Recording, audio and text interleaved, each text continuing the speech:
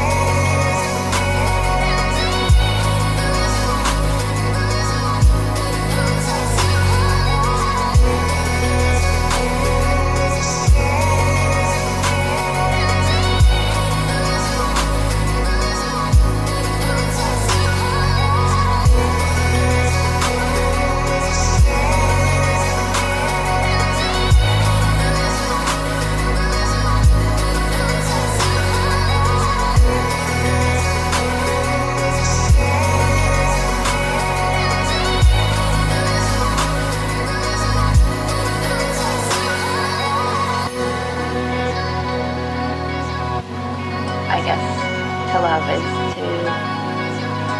that's the whole spectrum of life right there. And love is a focal point for humans, like from birth to death.